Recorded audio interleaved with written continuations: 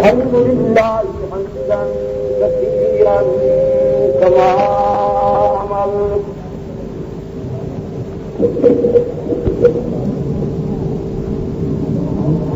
ونشهد أن لا إله إلا الله وحده لا شريك له في الخلق والأمر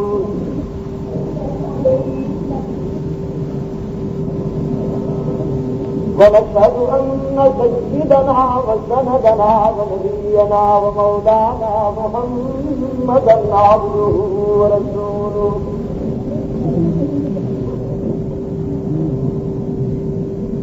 المبعوث إلى الأسود والأحمر لتسليم مكارم الأخلاق لا يخلق نبي ولا رسول بعده ولا أمة بعد أمته ولا شريعة بعد شريعته لا أمة بعد أمته ولا شريعة بعد شريعته ولا كتاب بعد كتابه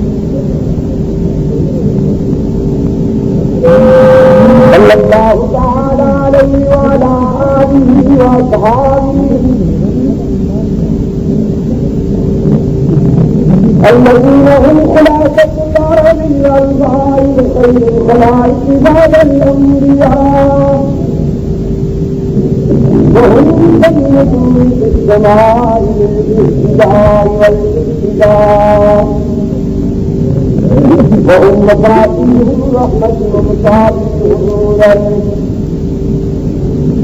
ونشهد أن أمير المؤمنين وإمام المتقين وقاتل المشركين ولي الله ووصي رسول الله وخليفته بلا فخر بالتحقيق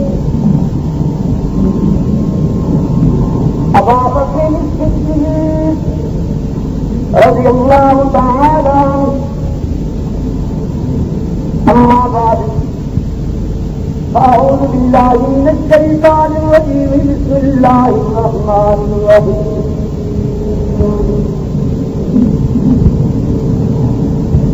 إلا تنصروه فقد نصره الله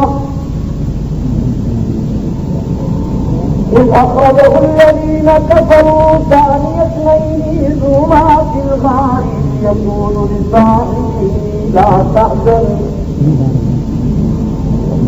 إذ يقول لصاحبه لا تحزن إن الله معنا صدق الله مولانا النبي وصدق رسوله النبي الأمي الكريم ونحن على ذلك من الشاهدين والشاكرين والحمد لله رب العالمين.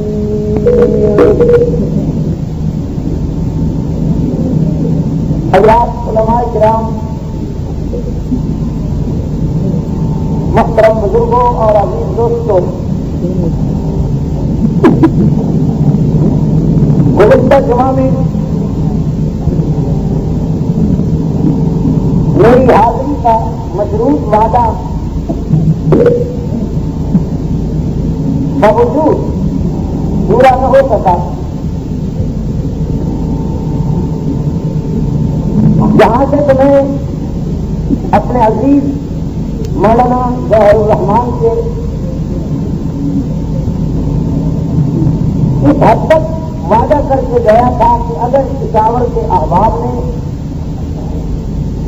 مجھے اجازت دے دی تو انشاءاللہ میں یہی حاضر ہو جاؤں گا. لیکن پشاور جا کے حالات کا جو رخ سامنے آیا وہ ایسا نہیں تھا کہ میں یہاں پہنچ رہا ہوں. آپ حضرات کی اطراف سے جیسا کہ مجھے علم ہوا گزشتہ جمعہ میں بھی خدمت کے لیے تشریف لائے اور میری غیر حاضری سے جو آپ کو ذہنی اور صدری خوف ہوئی اس کے لیے میں معذرت تھا. ویسے انکل سے موسم اور اس گلشن کے مالی جس میں ہم اور آپ کہتے ہیں حضرت شیخ القرآن رحمۃ اللہ علیہ نے جس جان نثاری سے آپ کے ساتھ وفا کی ہے اس کا تقاضا ہے کہ ان کی مسجد کا ہر جمعہ اسی طرح پر ہجوم ہونا چاہیے.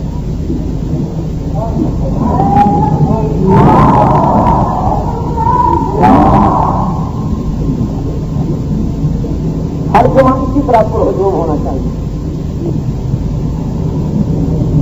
ورنہ کتنا خوش ہوں گے آپ سے اور پیس کی روح کو ہم پہنچے گی کہ لوگ بہت جلد بھول جاتے ہیں. شیخ القرآن جیسے لوگ بھول جانے کے قابل نہیں ہوا کرتے. یہ میری تھوڑی سی گزارش آپ حضرات کے لیے بہت ہونی چاہیے. میں نے اپنے عزیز سے کہہ دیا ہے کہ شیخ القرآن کے مہکائے ہوئے پھولوں کو تر و تازہ رکھنے کے لیے اگر میرے خون میں فکر کی بھی ضرورت ہے تو آگے ہمارا غیر مصروف تعاون کی تعلق حاضر ہے. ہم دنیا میں بھی اور اقبا میں بھی اس شخص کے ساتھ رہنا چاہتے ہیں. ہمارا یہ فیصلہ جذباتی اور وقتی نہیں ہے، انتہائی سنجیدہ سوچ کے ساتھ ہے. وہ صرف اس لیے کہ اس شخص نے قرآن کی خدمت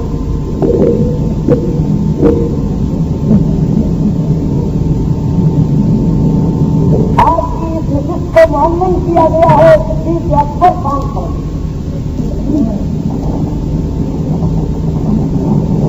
ابھی جب روز پہلے تاجدار صداقت جانشین پیغمبر بادشاہ وفا سید المتقین امیر المومنین حضرت صدیق اکبر رضی اللہ تعالی عنہ کا یوم وفات گزرا ہے.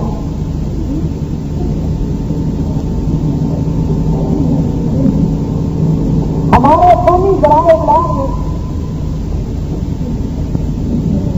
غافل سنی کے جذبات پر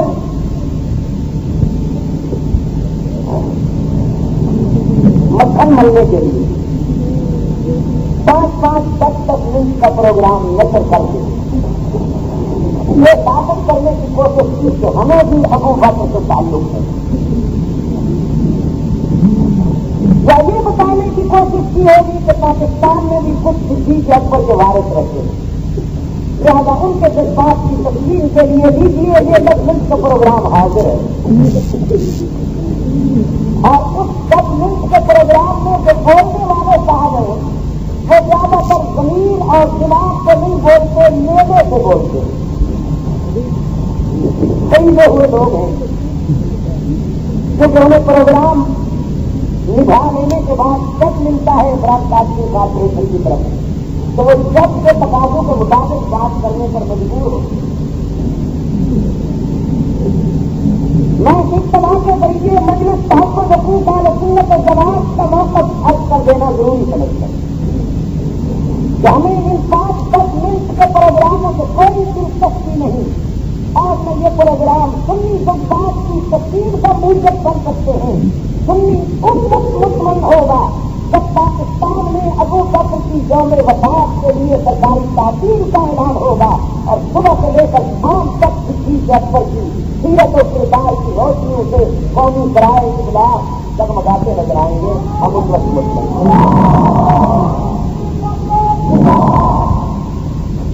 میں یہ بات واضح کر دینا چاہتا ہوں، کسی فرق فہمی میں مبتلا رہنے کی ضرورت نہیں. پہلے آپ یہ نہ سمجھیے کہ سنی اتنا پاگل ہے کہ احمد ہے کہ ہماری کسی تسلیوں سے مطمئن ہو جائے. مزدوروں کے حقوق کے لیے جان دینے والے چند غیر مسلم مزدوروں کا جان منانے کے لیے جو سرکاری تعطیل کے لیے گنجائش ہے آج جنگل مئی تھی، جمعہ نہ ہوتا تو سرکاری تعطیل ہوتی۔ شکاگو میں چند شہریہ اور غیر مسلم مزدوروں نے لیبر پاس کے لیے اپنی جان دی۔ خریدے ہوئے لوگ ہیں جو کہ انہیں پروگرام نبھا لینے کے بعد چیک ملتا ہے براڈ کاسٹنگ کارپوریشن کی طرف، تو وہ چیک کے تقاضوں کے مطابق بات کرنے پر مجبور ہو۔ میں اس اجتماع کے ذریعے مجلس تحفظ حقوق اہل سنت و جماعت کا موقف عرض کر دینا ضروری سمجھتا ہوں کہ ہمیں ان 5-10 منٹ کے پروگراموں سے کوئی دلچسپی نہیں، اور نہ یہ پروگرام سنی جذبات کی تسکین کا موجب کر سکتے ہیں۔ سنی اس وقت مطمئن ہوگا جب پاکستان میں ابو بکر کی یوم وفات کے لیے سرکاری تعطیل کا اعلان ہوگا، اور صبح سے لے کر شام تک صدیق اکبر کی سیرت و کردار کی روشنیوں سے قومی ذرائع ابلاغ جگمگاتے نظر آئیں گے۔ ہم اس وقت مطمئن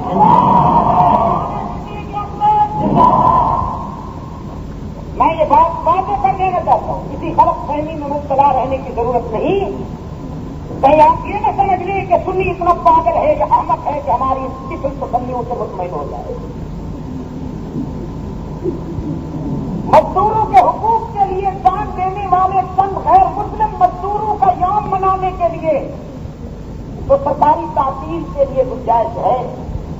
آج جنگل مئی تھی، جمعہ نہ ہوتا تو سرکاری تعطیل ہوتی۔ شکاگو میں چند شہریہ اور غیر مسلم مزدوروں نے لیبر پاس کے لیے اپنی جان دی، تو ان کی اس قربانی کا اعتراف کرتے ہوئے کہ پاکستان کا مطلب کیا، لا الہ الا اللہ کی بنیاد پر وجود میں آنے والی سلطنت میں بھی سرکاری چھٹی ہوتی، لیکن ابو بکر کے لیے سرکاری چھٹی نہیں ہوتی۔ اس کا مطلب یہ ہوا کہ صدیق اکبر ان شکاگو کے مزدوروں جتنا بھی مقام نہیں رکھتا کہ ان کے لیے چھٹی کی جائے۔ بہرحال یہ باتیں بھی ہم نے کرنی ہے نا، کیونکہ وہ تو بھائی بھائی ہو چکے ہیں، یہ فرض ہم نے ادا کرنا، اور یہی اللہ کی تقسیم ہے۔ اسباب ازل کی اس تقسیم پر شکریہ ادا کرنے کے لیے میرے پاس الفاظ نہیں کہ بڑے صغیر میں جب اور جہاں باطل نے سر اٹھایا اس کی سرکوبی کے لیے علماء دیوبند ہی کے درویش سامنے آئے۔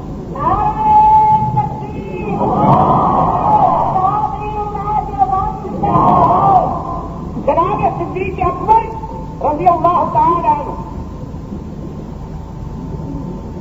جو دوست رات کے پروگرام میں شامل تھے انہیں یاد ہوگا کہ بات کہاں ختم ہوئی۔ غالباً اس موڑ پہ بات ختم ہوئی تھی کہ جناب صدیق اکبر رضی اللہ تعالی عنہ کی امامت اور امت کی قیادت کے لیے رسول اکرم صلی اللہ علیہ وسلم نے اپنی زندگی میں واضح اشارے کر دیے۔ مثلا یہ کہ اپنی زندگی میں حضرت صلی اللہ علیہ وسلم نے 17 نمازوں کی امامت صدیق اکبر کو سونپی۔ عدالت کے اس مرحلے پر جب آپ صلی اللہ علیہ وسلم انتہائی ذوق و ناتوانی محسوس کرتے ہیں تو حضرت بلال رضی اللہ تعالیٰ عنہ حاضر ہوتے ہیں اور عرض کرتے ہیں الناس ينتظرون لك یا رسول اللہ، اللہ کے رسول لوگ آپ کی انتظار کر رہے ہیں۔ حجرہ عائشہ میں حضرت آرام فرما ہے اور مسجد نبوی کے صحن میں بیٹھے ہوئے غلامان مصطفیٰ کے جذبات کی ترجمانی حضرت بلال ان الفاظ سے کرتے ہیں کہ الناس ينتظرون لك، کیونکہ بلال کا یہ عقیدہ نہیں تھا نا کہ نبی ہر جگہ موجود ہوتا ہے، ورنہ جو انتظار کر رہے تھے ان سے بھی کہہ دیا جاتا ہے انتظار کیوں کرتے ہو، وہ تو یہاں موجود ہے۔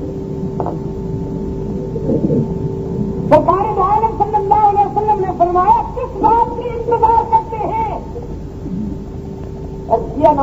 وقت ہو گیا ہے، حضور تشریف لائے ہیں، اپنے غم کے مارے ہوئے رضاکاروں کی امامت فرمائیے نا۔ تو استاد کامل نے اپنے شاگردوں کو حکم دیا، مرو ابا وقت، میرے یار غار کے پاس جاؤ اور اس سے کہو کہ آنسو بہاتے ہوئے میرے شاگردوں کی امامت کرو۔ صدیق اکبر کی لگتے جگر جو قریب ہی بیٹھی ہوئی ہے، اپنے والد گرامی کی کبھی رشت اور کتنی نرمی کا ذکر کرتے ہوئے آقا سے عرض کرتی ہیں، حضور میرا باپ آپ کو جب مصلے پر نہیں دیکھے گا تو کیوں کر امامت کرا سکے گا؟ حضرت صلی اللہ علیہ وسلم سختی کے ساتھ فرماتے ہیں کہ تم چپ رہو، تم کیوں بولتی ہوگی؟ اس کے معنی یہ ہوئے کہ پیغمبر کے لہجے سے یہ بات واضح ہو گئی تھی کہ یہ فیصلہ میرا نہیں، عرش بری کا۔ جناب صدیق اکبر رضی اللہ تعالی عنہ رسول اکرم صلی اللہ علیہ وسلم کے حکم کے مطابق امت مستقبی کی امامت کے لیے مصلے پر تشریف لاتے ہیں، اور اتنے میں رحمت عالم صلی اللہ علیہ وسلم فرماتے ہیں اب مجھے بھی مسجد لے گئے۔ ہر بات وقت سے ہوا کرتی ہے نا، پہلے نہیں فرمایا، جب صدیق مصلے پہ پہنچ گیا تو اب فرمایا کہ مجھے بھی مصلے پہ لے چلو۔ دو شاگردوں کے سہارے سرکار دو عالم صلی اللہ علیہ وسلم مسجد نبوی کے شہر میں تشریف لاتے ہیں، برف نقاہت میں پائے اقدس زمین پر لگتے آ رہے ہیں، اور صدیق اکبر جب یہ محسوس کرتے ہیں کہ امام الانبیاء آ گیا، حضور تشریف لائے ہیں، تو مصلی توڑنے کے لیے قدم ہٹاتے ہیں۔ ابو بکر کی یہ ادا ہم سب کو بتا رہی ہے کہ جب حضور تشریف لائیں تو امام کو مصلی خالی کر دینا چاہیے۔ میں نے رات کی بڑے پیار سے پاکستانی فنکار مولویوں سے کہا تھا کہ اگر حضور ہر جگہ موجود ہیں تو مصلی خالی کر دیجیے، نماز دیوبندی پڑھائیں گے، اس لیے عقیدہ نہیں چاہے کہ حضور اپنے مرکز سے تشریف فرما رہے، ہر جگہ موجود اللہ کی ذات ہے، تو اب راہ کرم مصلی خالی کر دیجیے، کیونکہ آپ کے نزدیک تو حضور ہر جگہ موجود ہے، تو پھر امامت بھی وہی فرمائیں گے۔ یہ غضب غصے کی بات نہیں ہے، اشتعال اور بحث کی بات نہیں، پیار و محبت کی بات ہے۔ صدیق اکبر رضی اللہ تعالیٰ عنہ قدم ہٹاتے ہیں اور رحمت عالم صلی اللہ علیہ وسلم صدیق اکبر کے دوست پر ہاتھ رکھ کے فرماتے ہیں علیک یا ابا بکر، میں تجھے ہٹانے نہیں آیا، تجھے سکھانے آیا، اچھی طرح سے سکھانے آیا، ہٹنے کی اجازت نہیں ہے۔ صدیق اکبر نے اس حالت میں نماز پڑھائی کہ پہلو میں نبوت آرام فرمایا۔ رسول اللہ کے پہلو میں صدیق اکبر رضی اللہ تعالیٰ عنہ نے پوری امت میں نماز ادا کی، تو پھر وسیع رسول اللہ ہوئے صدیق اکبر کے نہ ہوئے۔ جہاں لوگ جو ریت کے گھروندے بنائے پھرتے ہیں میر عزیز کے مسئلے کے سہارے، ان حقائق کی روشنی میں تو وہ گھروندے پھر نہیں سکتے۔ اللہ کا ولی بھی صدیق اکبر ہے، پیغمبر کا وسیع بھی صدیق اکبر ہے، اور خلیفہ اول بلا فخر بھی صدیق اکبر ہے، اس لیے کہ نبوت سے معیشت کا نشان ہی صدیق اکبر۔ صدیق اکبر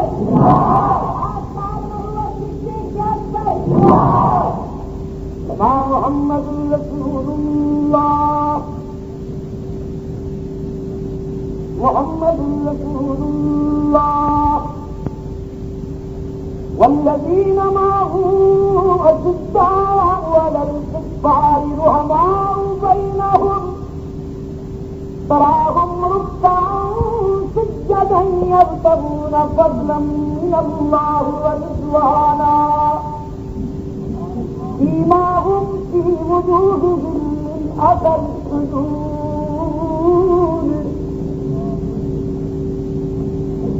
علماء کرام نے لکھا ہے جنہیں اللہ نے قرآن کا فہم نصیب کیا کہ والذین معہ کا مصداق ابو بکر، اشداء علی الکفار کا مصداق فاروق اعظم، رحماء بینہم کا مصداق عثمان غنی، اور تراہم رکعا سجدا کا مصداق حضرت علی المرتضی رضی اللہ عنہ. یہ کہ صدیق اکبر نے اس وقت معیت کا اعلان کیا جب ہر طرف سے عداوت کے طوفان اٹھ رہے. رسول اکرم صلی اللہ علیہ وسلم نے جب اپنے موقف کا اعلان کیا تو نسوانی برادری میں سے سب سے پہلے یہ شہادت خاتون اولی ام المؤمنین حضرت خدیجہ الکبریٰ کے حصے میں آئی. عورتوں کی طرف سے سب سے پہلا موت خدیجہ الکبریٰ نے دیا ہے رحمت عالم کو. مگر ابو جہل یہاں تعبیر کر گیا کہ یہ تو بیوی ہے، اس کی حمایت کی کوئی اہمیت نہیں. ایک دوسرا بات آیا غلام کی طرف سے، وہ تھا حضرت زید. ابو جہل کی یہ تعبیر کر گیا کہ یہ تو غلام ہے پر مردہ ہے ان کے ہاتھوں کا، غلام کی حمایت کی کیا اہمیت. تیسرا موت آیا رسول اللہ کے حمایت میں حضرت علی کا. تو دنیا کفر کے لیڈروں نے یہاں بھی یہ تعبیر کر دی کہ یہ تو بچہ ہے، ابھی عمر کا بچہ ہے اور پھر چچا کا بیٹا ہے. خدیجہ زید اور حضرت علی رضی اللہ عنہم کے ایمان کی حقانیت میں رائی کے برابر شبہ نہیں، لیکن ان کے ایمان کے اعلان سے کفر کی کمر نہیں ٹوٹی. اب بتاؤں آپ کو کہ کفر کی کمر کب ٹوٹی؟ جب سرکار عالم صلی اللہ علیہ وسلم نے صنادید مکہ کو پکارتے ہوئے فرمایا مجھے پہچانو، پہچانو مجھے، پچھتاؤ گے، تمہارا دشمن نہیں ہوں دوست، تمہیں یکجائی بنانے آیا ہوں، ہر جائیو مجھے پہچانو، آستانہ پرستو تمہیں خدا پرست بنانے آیا ہوں، مجاورو تمہیں مجاہد بنانے آیا ہوں، مجھے پہچانو کہ خدا نے مجھے نبی خیر الانام بنا کے بھیجا ہے. تو صدیق اکبر نے کھڑے ہو کے اعلان کیا کہ حضور اطلاع عرض ہے کہ مجھے بھی اللہ نے آپ کا غلام بنا کے بھیجا ہے. دکھائیے تاریخ کو. ابو بکر کے اعلان سے کفر کی کمر ٹوٹی اور ابو جہل کا منہ کالا ہو گیا. منہ کالا ہوا سر کے پاؤں تک سیاہی میں ڈوب کر بابا سیاہپوش بن گئے. صدیق اکبر کے ایمان نے کفر کی کمر توڑ ڈالی، اس لیے کہ وہ سمجھتے تھے صدیق اکبر کوئی معمولی انسان نہیں ہے. صدیق اکبر عرب سوسائٹی کا وہ نیک نام تاجر تھا، وہ عظیم سمندر تھا کہ جس کی تجارت کے قافلے میلوں تک چلا کرتے تھے، میلوں تک. کبھی ایسا بھی ہوا کہ مال تجارت کا قافلہ صبح آنا شروع ہوا تو شام تک آتا رہا. شام سے جو تجارت کا مال آیا ہے، صبح سے پہلے اونٹ نے شہر میں داخلہ کیا تو شام تک مال تجارت آتا رہا. یہ صدیق اکبر. آج پھر ایک زمانہ وہ بھی آیا کہ جب کرتے کی بچیاں اڑی ہوئی ہیں، مدینہ کی ایک گلی سے گزر رہے ہیں، پرانا لباس جیب تنگ کیا ہوا ہے اور امیر المومنین بزرگ نے جس نے صدیق اکبر کا وہ زمانہ بھی دیکھا تھا اور آج اس منظر میں دیکھ کے پوچھا ابو بکر کبھی آپ نے وہ دور بھی یاد کیا جب آپ کے جسم سے اتنے تو کمخاب کا لباس ہوا کرتا تھا جس کے کنارے موتیوں سے جڑے ہوئے ہوتے تھے؟ صدیق اکبر کی آنکھیں بھر آئیں، فرمانے لگے ہاں کبھی کبھی تنہائی میں بیٹھ کے وہ زمانہ یاد کر کے رویا کرتا ہوں۔ سننے والوں کے لیے صدیق اکبر کا یہ جملہ بڑا معنی خیز تھا کہ شاید صدیق اکبر اس لیے روتے ہوں گے کہ پہلے مالدار تھا اب غریب ہو گیا، لیکن صدیق اکبر نے وضاحت کر دی روتا اس لیے ہوں کہ اے کاش وہ زمانہ بھی کسی حالت میں گزرتا۔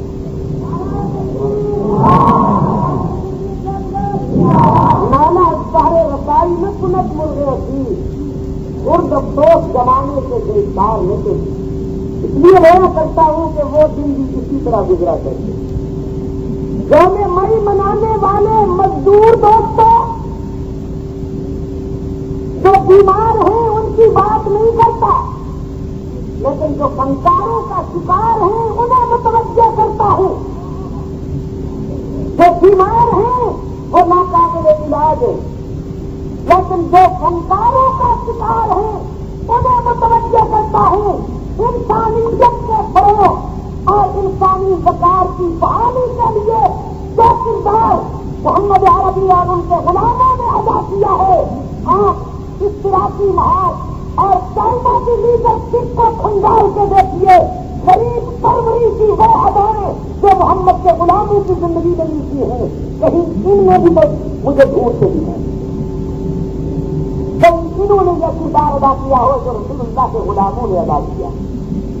کہ فاروق اعظم رضی اللہ عنہ فرماتے ہیں ایک رات میں نے دیکھا ایک بوڑھے نے بھاری مشق اٹھا رکھی ہے، مشق کے بوجھ میں کمر جھکی ہوئی ہے اور رات کا آدھا حصہ گزر چکا ہے، یہ بوڑھا پانی کی وزنی مشق اٹھائے چلا جا رہا ہے، چہرے پر نقاب ڈال رکھا ہے جس کی وجہ سے وہ پہچان نہ سکا، تو تعاقب کیا رات کے مسافر کا۔ فاروق اعظم فرماتے ہیں جب پیچھے پیچھے چلتا رہا تو میں نے دیکھا کہ یہ رات کا مسافر اس گھر میں جا داخل ہوا جس خاتون کا خاوند میدان جنگ میں شہید ہو گیا تھا اور وہ بیوگی کا زمانہ گزار رہی تھی، اس کا کوئی نوجوان بیٹا یا بھائی نہیں تھا کہ جو اس کو پانی بھر کے لا کے دیتا۔ میں نے دیکھا یہ رات کا مسافر اس کے خالی مٹکوں میں مشق ڈال رہا، پانی ڈالنے کے بعد یہ پھر رات کے اندھیرے میں گم ہو گیا۔ فاروق اعظم فرماتے ہیں یہ تو اندھیرے میں گم ہو گیا، لیکن میرے جذبات و خیالات کی دنیا میں ایک انمٹ سلسلہ چھوڑ گیا کہ یہ کون ہوگا، خیالات کا انمٹ سلسلہ چھوڑ گیا۔ تو جب کو رہا طبیعت میں تلاش رہی کہ اسے معلوم کروں، ایک شب اور آئی کہ میں نے پھر اسی بوڑھے کو دیکھا جو مشق اٹھائے کمر جھکائے نقاب ڈالے جا رہا ہے، حق سے ثابت اسی مثل پر۔ یہ رات بھی گزر گئی، میرے تجسس میں اضافہ ہوا۔ فرماتے ہیں تیسری شب پھر اتفاق ہو گیا کہ میں نے اسی رات کے مسافر کو مشق اٹھائے دیکھا جب اس نے سیوا کے مٹکوں میں پانی ڈال لیا۔ تو فرماتے ہیں کہ آج میں نے آگے بڑھ کر اس کا راستہ روک لیا اور چہرے سے نقاب ہٹا کے پوچھا کہ آپ ہیں کون؟ فاروق کا پوچھنا تو کچھ جلالی ہوتا تھا، فاروق اعظم کا پوچھنا جلالی، نقاب بھی ہٹا دی چہرے پر، سوال بھی داغ دیا۔ لیکن فرماتے ہیں اب جو میں نے اور سے دیکھا نقاب ہٹتے ہی جو چہرہ نمودار ہوا تو جسم سے لرزہ طاری ہوا اور میں پسینے میں نہا گیا، اس لیے کہ میں نے گستاخی کے ساتھ جس کے چہرے سے نقاب ہٹائی وہ کوئی مدینے کا عام شہری نہیں، رسول کا جانشین صدیق اکبر۔ میں اس ایک واقعہ کے حوالے سے نام نہاد غریب پرور کامریزوں کو دعوت فکر دیتا ہوں، جو ماسکو کی طرف اس عقیدت سے دیکھتے ہیں جیسے کبھی سچے مسلمان مدینہ کی طرف عقیدت سے دیکھا کرتے ہیں۔ جن کی عقیدتیں بدل گئی یا بدل دی گئی، اس لیے کہ کچھ نادان دوستوں نے مدینہ پہ تیر چلائے کہ وہ وہابیوں کے قبضے میں ہے۔ مدینہ کے احترام اور مدینہ کی مرکزیت کے خاتمے میں اور میرے نوجوانوں کے دل و دماغ میں ماسکو کی عقیدت ڈالنے میں ان نادان دوستوں کا بھی بہت بڑا حصہ ہے، جنہوں نے یہ کہہ کے میرے نوجوانوں کو ذہنی روگ میں مبتلا کیا کہ مدینہ معیار نہیں ہے، مدینہ معیار نہیں ہے، اس لیے کہ وہاں وہابیوں کا قبضہ ہے، وہاں اسلام کے دشمنوں اور رسول کے گستاخوں کا قبضہ ہے۔ تو ہاں جن کی عقیدتیں بدل گئی یا بدل دی گئی، اس لیے کہ کچھ نادان دوستوں نے مدینہ پہ تیر چلائے کہ وہ وہابیوں کے قبضے میں ہے۔ مدینہ کے احترام اور مدینہ کی مرکزیت کے خاتمے میں اور میرے نوجوانوں کے دل و دماغ میں ماسکو کی عقیدت ڈالنے میں ان نادان دوستوں کا بھی بہت بڑا حصہ ہے، جنہوں نے یہ کہہ کے میرے نوجوانوں کو ذہنی روگ میں مبتلا کیا کہ مدینہ معیار نہیں ہے، مدینہ معیار نہیں ہے، اس لیے کہ وہاں وہابیوں کا قبضہ ہے، وہاں اسلام کے دشمنوں اور رسول کے گستاخوں کا قبضہ ہے۔ تو نوجوان نے سوچا مرکز تھا مکہ اور مدینہ، مولوی تو پہلے ہی ہمارے دروازے پہ بھیک مانگنے کے لیے آ جاتا ہے، یہ تو پہلے ہی زکات کے مال میں پلتا ہے، یہ تو معیار نہ پہلے تھا نہ اب ہے، معیار تھا مکہ اور مدینہ، وہ ہے دونوں دشمنوں کے قبضے میں۔ تو جو خدا اپنے گھر کو دشمنوں کے قبضے سے نہیں بچا سکتا، اپنے رسول کے مرکز کو تین دشمنوں کے قبضے سے نہیں بچا سکتا، تو پھر چھوڑو اس سلسلے کو۔ انہوں نے ماسکو کی طرف نظر اٹھا لی اور پیکنگ کی طرف نظر اٹھا لی۔ ان کے تحریہ ہو جانے میں بہت بڑا حصہ ان فتویٰ بازوں کا بھی ہے، جن کے تیروں کا نشانہ مکہ اور مدینہ بنے۔ اللہ انہیں ہدایت دے، اور اگر ہدایت نہیں ملتی تو خدا ان سے ہمیں نجات عطا کرے۔ میں ان دوستوں کو دعوت فکر دیتا ہوں کہ انسانیت نوازی کے ضمن میں جو کردار رسول اللہ صلی اللہ علیہ وسلم کے غلاموں کا ہے، آپ ڈھونڈ کر مجھے دکھائیے لینن کی زندگی میں، کارل مارکس کی زندگی میں، ماؤ ژے تونگ کی زندگی میں، یا ہو چی منہ کی زندگی میں، یا کسی اور نام نہاد غریب پرور لیڈر کی زندگی میں، جہاں سب آرٹیفیشل فارمولے ہیں اور وہاں جو کچھ کہا جاتا ہے وہ کر کے دکھایا جاتا ہے۔ رات میں نے ایک وقت کہا تھا کہ حق تعالیٰ نے اپنے محبوب سے کہا اگر آپ کو دوستیوں کی ضرورت ہے تو میں تجھے ایسا دوست عطا کرتا ہوں کہ جس ایک کی دوستی تجھے لاکھوں کی دوستیوں سے مستغنی کر دے۔ اور وہ کون ہے؟ جناب صدیق اکبر، رومی لٹیرے، عیسائی آدم خور عسکری طیاروں کے ساتھ شمع حق و صداقت کو بجھانے کے لیے بڑھتے ہیں۔ رسول اکرم صلی اللہ علیہ وسلم کو اطلاع ہوتی ہے، آپ مجاہدین کو حکم دیتے ہیں کہ اگرچہ موسم گرم ہے، حالات ناسازگار ہیں، مگر ہم خدا کے دشمنوں سے ٹکرائیں گے اور اسلام کی آبرو بچانے کے لیے اپنا فرض ادا کریں گے۔ منافقین نے مجاہدین اسلام کی حوصلہ شکنی اور دل توڑنے کے لیے موسم کی شدت، فصلوں کی تیاری، اپنی بے سرو سامانی اور دشمن کی توانائی کو سامنے رکھ کر یہ عذر تراشا کہ یہ موقع جنگ کے لیے موزوں نہیں۔ بعد میں چل کے قدم ہٹا دیے، بعض مجاہدین سوچنے لگے کہ اب کیا ہوگا، تو عرش بری سے تفصیل اتری، مایا اللہ تنصروہ فقد نصرہ اللہ،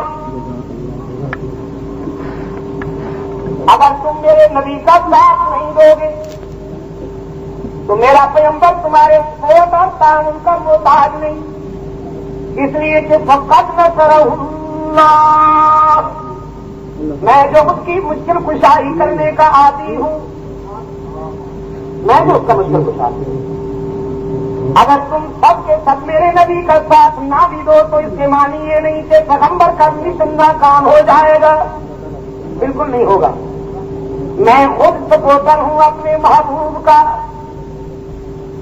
اس دعوے کی دلیل میں رب العزت نے وہ واقعہ یاد دلایا، اس اخرجہ الذین کفروا ثانی اثنین، شاید تمہارا خیال ہو کہ پیغمبر کے دائیں بائیں جب تک ہزاروں افراد سے مشتمل لشکر ساتھ نہ ہو میدان نہیں جیتا جا سکتا، شاید تمہاری سوچ یہ ہو، تو پھر ذرا دیکھو کہ ہجرت کے نازک مرحلے پر جب رحمت عالم صلی اللہ علیہ وسلم کے خلاف ہونے والی بات کے عروج پہ ہے، شمع حق کو بجھانے کے لیے مکمل تیاریاں کی جا چکی ہیں، اور خانوادہ نبوت کا گھیراؤ ہو چکا ہے، شمشیر بکت دشمن قطر نبوت کا محاصرہ کیے ہوئے ہیں، تو آج کی تک دیکھو نا ماضی کے دروکوں سے کہ میرے پیغمبر کے ہم رکاب کتنے ہزاروں سے مشتمل لشکر ہے، نہ لاکھوں نہ ہزاروں نہ سینکڑوں نہ درجنوں، ایک نبی دوسرا صدیق، حق تعالیٰ نے اپنی نازک اور اپنی محبوب امانت کو صدیق اکبر کے سپرد کرتے ہوئے ابو بکر کے حق میں انمت اعتماد کا اعلان کر دیا۔ اس امان سے مشرکین کی پیغمبر کے پاس تھی، مشرکین رسول اکرم صلی اللہ علیہ وسلم نے وہ امانتیں امیر المؤمنین حضرت علی المرتضیٰ کے سپرد کی کہ میری جان لینے والے صبح جب مجھے نہ پائیں گے تو بے قرار ہو جائیں گے کہ ہمارا دشمن جان بھی بچا گیا، ہمارا مال بھی کھا گیا۔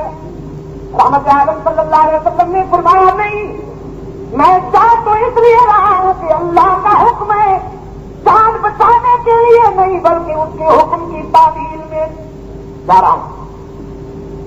تو جب وہ آئے تو ان کا مال ان کے سپرد کر دینا تاکہ درجہ حرارت اب نہ ہو ان کا۔ سرکار دو عالم صلی اللہ علیہ وسلم نے مشرکین کی امانتیں علی المرتضیٰ کے سپرد کی، اور حق تعالیٰ نے اپنی امانت صدیق اکبر کے سپرد کی۔ حضرت علی المرتضیٰ قصر نبوت میں بستر رسالت میں سوئے ہوئے ہیں، خطرہ اندر ہے یا باہر، دشمن باہر کھڑے ہوئے ہیں۔ دشمن راولپنڈی کے عزیز نوجوانوں اور روشن ضمیر بزرگوں، ایک بات کہتا ہوں، ابو جہل اور اس کی پارٹی کافر تو تھی مگر کمینے نہیں تھے کہ کسی کے گھر میں گھس جائے، اتنے کمینے نہیں تھے کہ کسی کے گھر میں گھس جائے۔ قصر نبوت کا محاصرہ کیے ہوئے باہر کھڑے ہیں کہ ہمارا دشمن باہر نکلے گا تو نمٹیں گے۔ اب بتائیے خطرہ اندر ہے کہ باہر؟ جو اندر ہے وہ محفوظ ہے، اور جو باہر ہے وہ خطرات میں۔ تو کیا تقسیم کی ہے میرے دوستوں؟ یہ جو محفوظ مقام پہ لیٹا ہوا ہے اسے تو مشکل کشا مان لیا، اور جو خطرات کے چکروں میں نبوت کو کلیجے سے لگائے ہوئے ہیں اس کے ایمان بھی سمجھ نہیں آیا۔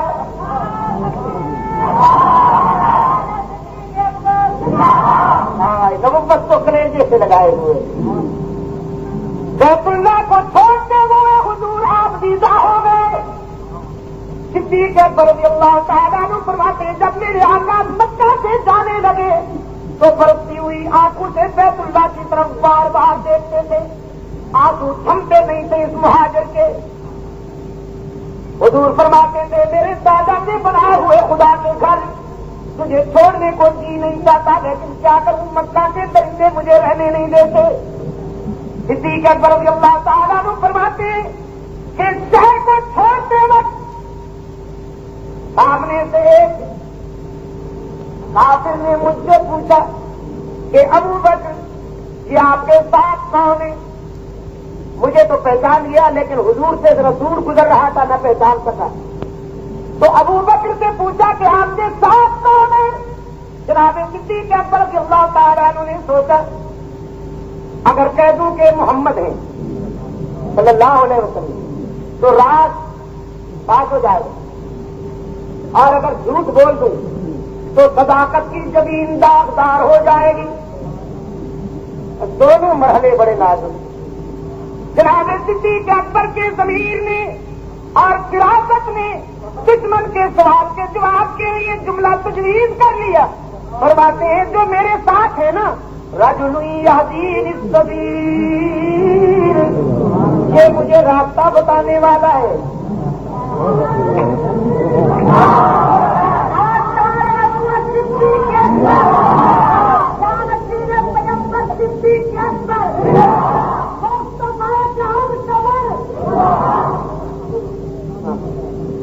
نہیں یہ تو سب نہیں تھے نا آپ. یہ نعرہ اس لیے لگایا ہے میرے رفیق نے کہ آپ ذرا سنی ہو جائیں. وہ ادھر ادھر سے آوازیں آ رہی, بہت سی آوازیں بہت آ رہی ہیں. اور ایکٹروں کو بٹھا دیا جاتا ہے ٹی وی کے کیمرے پر ایکٹر, اور وہ جناب یوں کرتے ہیں جیسے سانپ کرتے ہیں. 150-200 سپورٹر ان کے ساتھ ہوتے ہیں, وہ آگے ساتھ دیتے ہیں, یوں کھدکتے ہیں جیسے پورے سڑک میں کرنٹ گرائش کر گیا. اور مدینۃ للعلم والیم بابها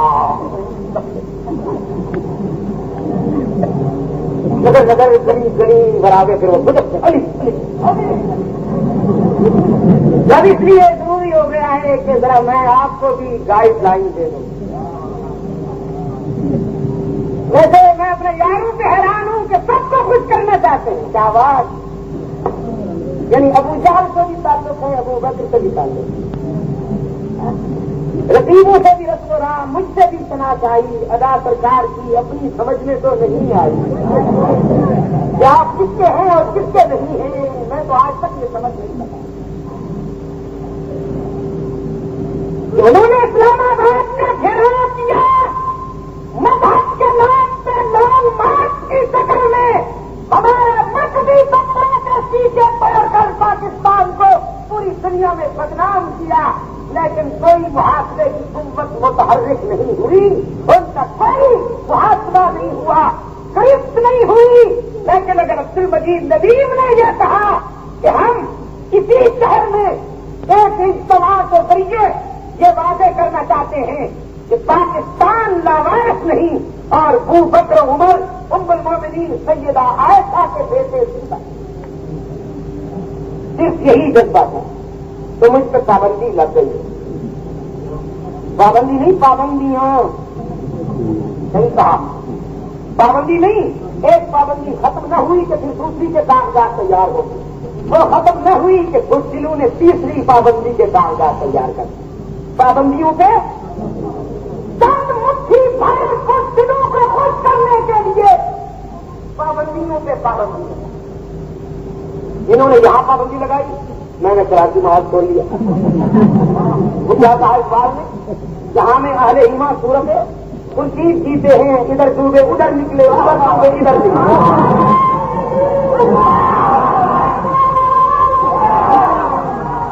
وہاں کراچی میں نے وہاں کراچی کے گلی کوچوں میں سڑکوں پر خالد کی لاہور سے لے کر نازم آباد کا رنگی, نیو کراچی, شیر شاہ, پلیل اور نہ معلوم کہاں کہاں تک اندھیروں کی پیداوار کا تحفظ کیا. نبی سناتوں کے تعاقب کیا اور کراچی کے دوستوں کو قرآن کی لوریاں دی، تو پھر وہاں بھی کچھ دنوں نے وقت ملائے تو یہ کھا جائے گا، اب وہاں پہ 3 مہینوں کی پابندی لگوا دی۔ 6 مارچ کو جب میں کراچی سے ملتان آ رہا تھا تو ایئرپورٹ پر یتیم کھڑے ہوئے، مجھے دیکھتے ہی کہنے لگے شاہ صاحب 2 بجے سے ہم نے یہاں ناکہ بندی کر رکھی ہے، ہر بیگن، ہر کار، ہر سکوٹر، ہر بس کا ہم یہاں پر پوسٹ مارٹم کر رہے ہیں آپ کی تلاش میں، تو ذرا مہربانی کیجیے، ہم بھی مسلمان، آپ بھی مسلمان، بس آپ بھی حضور کے اپنی حضور کی جلدی سے تعمیر کر دی میں نے۔ لیکن بعد میں سوچا کہ اس کے معنی کیا ہے؟ چوروں کو چھٹیاں اور چوکیداروں پہ پابندی، یہ رسم کب تک چلتی ہے؟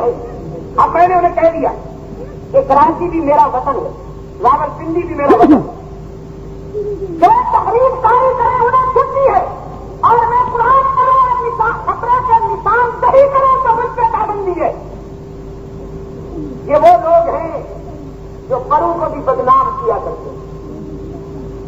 میں نے پیغام بھجوایا اپنے دوستوں کو کہ میں انشاءاللہ 7 مئی کو آ رہا ہوں، آپ جو چیز چاہے کر لیجیے، پابندی تو ہے نا مجھ پہ 7 جون تک، میں انشاءاللہ 7 مئی کو حاضر ہو رہا ہوں۔ تو وہاں سے جواب آ گیا کہ ہم نے آپ سے پابندی اٹھا لی۔ ملتان میں ایک مولوی آیا، اس نے جناب بڑی خوشی کا اظہار کیا کہ وہاں بھی پابندی لگ گئی ہے، اور لوگوں سے کہا تم سب دعا کرو کہ خود کے سب کے اسے زندگی پابندیاں لگتی رہے۔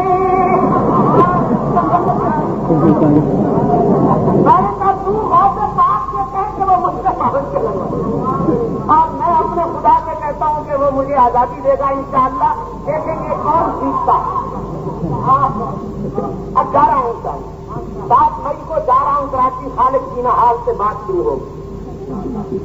میرے بھی دوست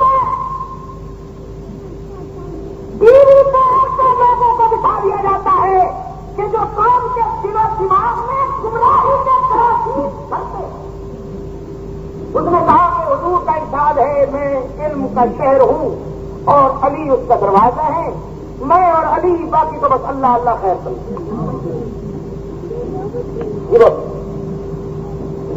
خطرے کی گھٹی کرتے میں نے ایک عظیم جلسے میں نازم آباد کے خلافت چوک کراچی کا وہ تاریخی اجتماع، اس میں خطاب کرتے ہوئے کہا تھا کہ اگر یہ حدیث صحیح ہے تو پھر اس طرح نہیں ہے جیسے یہ کہتے ہیں کہ حضور علم کی عمارت ہے اور علی اس کا دروازہ ہے۔ دنیا میں کوئی ایسا شہر، ایسی عمارت قابل تسلیم ہے جس کی بنیادیں نہ ہوں، جس کی دیواریں نہ ہوں، جس کی چھت نہ ہو، بس دروازہ ہی دروازہ ہو؟ دیواروں کے بغیر دروازہ کہاں لگاؤ گے عقل کے دشمنوں؟ اگر یہ حدیث صحیح ہے تو پھر اس طرح ہے کہ انا مدینۃ العلم و ابو بکر بناؤھا،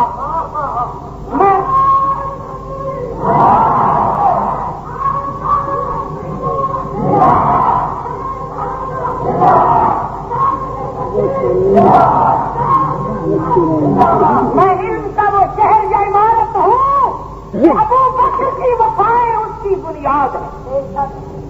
وَأَنَا مَدِينَةُ الْعِلْمِ وَعُمَرُ جِدَارُهَا، میں علم کا وہ شہر یا عمارت ہوں کہ فاروق کی غیرت و جلالت اس کی دیوار ہے۔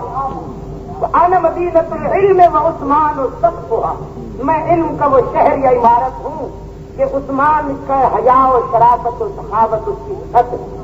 اب عمارت مکمل ہو گئی نا، تو انا مدینۃ العلم وعلی بابها، بنیادیں مستحکم ہو چکی، دیواریں بن چکی، لینٹر پڑ چکا، اب انجینئر سے کہو کہ دروازہ لگا دے۔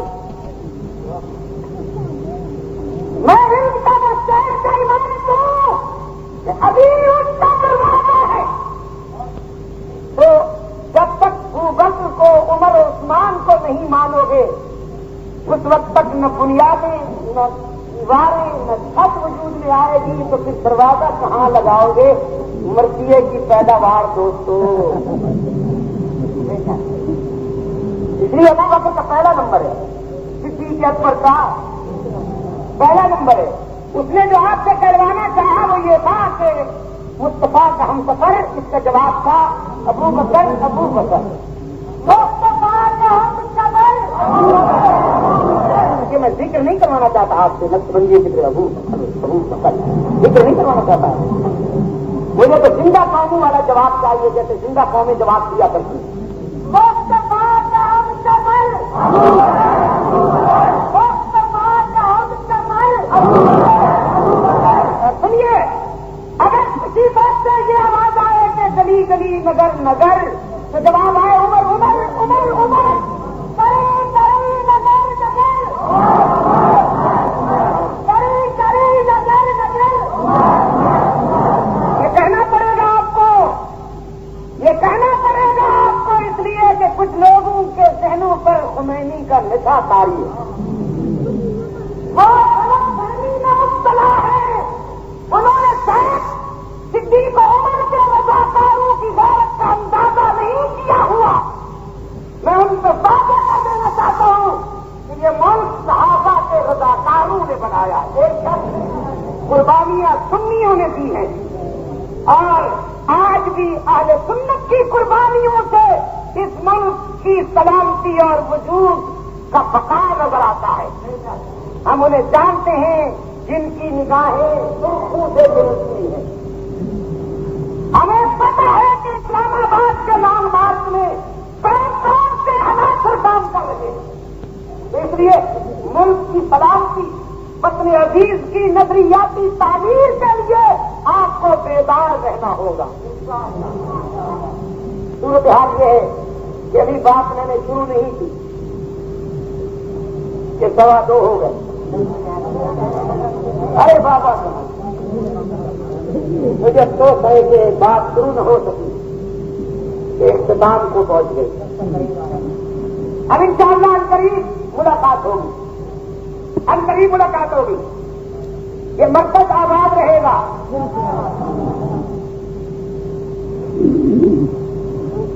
سن لیں تعلیم القرآن کے منتظمین اور خدام اور حضرت شیخ مرحوم کے پسماندگان سن لیں، اور میری دعا ہے کہ خدا میرے ان جذبات کو شیخ مرحوم کی روح تک بھی پہنچائے. آپ جب بھی حکم دیں گے انشاءاللہ اپنے اس رضاکار کو آپ موجود پائیں گے. پاکستان میں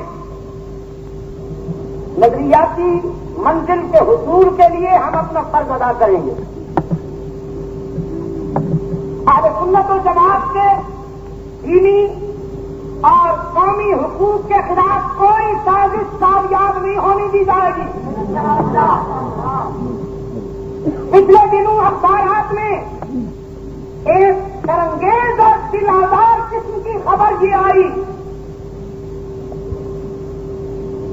کہ وفاقی کانفرنس جو شورا کے عنوان سے بن رہی ہے، اس میں 13 تو اہل سنت و جماعت کے علماء لیے جائیں گے، اور 8 دیوبندی علماء لیے جائیں گے، اور 6 اہل حدیث علماء لیے. یعنی دیوبندی جو ہے اہل سنت و جماعت کے دائرہ سے باہر ہیں. اخبار پر خدا کی نہیں، یہ اخبار میں آپ کو ایک بات بتا دوں، غلط فہمی نکال دیجیے اپنے ذہن سے. اخبار والے بیچارے جو ہیں نہیں، وہ بڑے عجیب یقین ہیں، تاریخی یقین آپ نہیں جانتے ہیں. یہ ساری مہربانیاں جن دوستوں کی ہیں، ہمیں ان سے اچھا تعارف ہے، ہم جانتے ہیں. علماء جو بند ہی در حقیقت اہل سنت و جماعت ہیں، جن کی پوری زندگی رسول اللہ کی سنت کی حفاظت اور عدمی عبادت کے مقابلے میں گزر رہی ہے. ٹھیک ہے، تم نے اہل بدعت کو تو بنا دیا اہل سنت، جو کہتے پھرتے ہیں کہ وہ بھائی بھائی، وہ انشاءاللہ اگر زندہ رہا نا تو 22 مئی کو باتیں ہوں گی.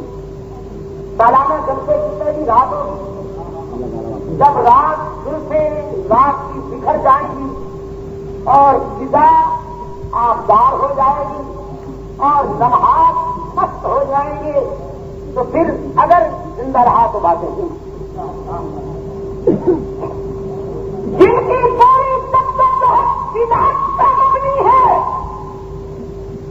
اور جو ان سے اپنا بھائی چارہ استعمال کر چکے ہیں کہ جو صحابہ کے دشمن ہیں ان کو اپنا بھائی کہتے ہیں. حضرت عائشہ رضی اللہ عنہا کے بارے میں جن کے خیالات اتنے ہولناک ہیں کہ میں انہیں الفاظ میں ذکر نہیں کر سکتا، ان کو وہ بھائی کہتے ہیں. ان کو تو بنا دیا جانتے اچھی طرح سے جانتے. ہم اس صاحب کو بھی جانتے ہیں جو خود کو ازہری کہلواتا ہے، اور اس صاحب کو بھی جانتے ہیں ماشاءاللہ بین الاقوامی تبرکات جانتے ہیں. اس اجتماع کے ذریعے میں حکومت سے مطالبہ کرتا ہوں کہ فوراً اس کی وضاحت آنی چاہیے کہ علماء دیوبند کو اہل سنت و جماعت کے دائرے سے نکالنے کی سازش کس نے کی؟ حکومت کی نظر میں دیوبندی بھی اہل سنت و جماعت ہے کہ نہیں ہے؟ اور آپ نے ان کو ہمیں آپ کی نمائندگی دے کر اقلیت میں قرار دیا. یعنی وہ اقلیت میں ہیں جن کے دم قدم سے تحریکیں چلتی ہیں. یہ نظام مصطفیٰ کی تاریخ جب چلی ہے تو قائد کون تھا؟ شیخ قرآن پر اللہ کی رحمت ہوں وہ دینی قیادت فرما رہے تھے، لیکن تاریخ کا قائد متفق کا قائد وہ درویش تھا جو سید حسین احمد مدنی اور اسماعیل شہید کا روحانی سرگرم تھا. مولانا مفتی محمود رحمت اللہ علیہ کی چلائی ہوئی تحریک نظام مصطفیٰ کے نتیجے میں آپ برسر اقتدار آئے ہیں اور آپ کو ایک ثانی شرابی آدم خور سے نجات ملی.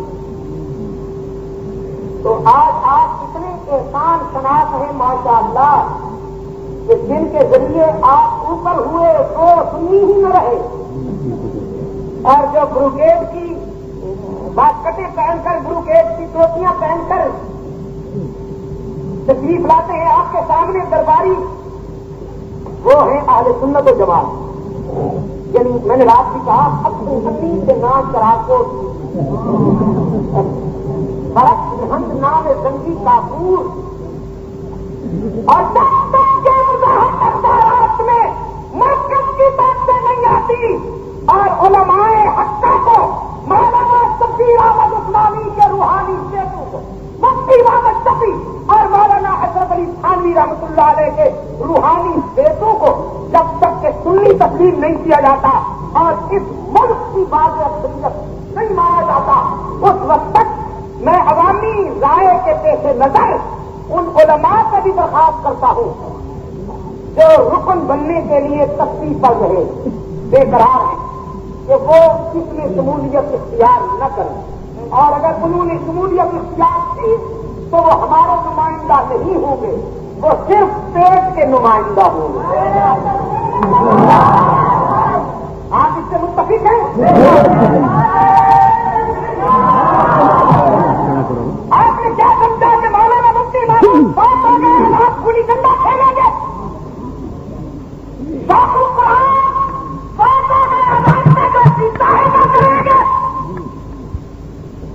ملک کی سلامتی کے لیے قرآن اور سنت کی آبرو کے تحفظ کے لیے صحابہ اور اہل بیت کی ناموس کی حفاظت کے لیے انشاءاللہ آپ آزما سے دیکھ لیجیے گا آپ کو قدم قدم پہ مولانا مفتی محمود اور شیخ القرآن غلام اللہ خان سے بات پکڑے.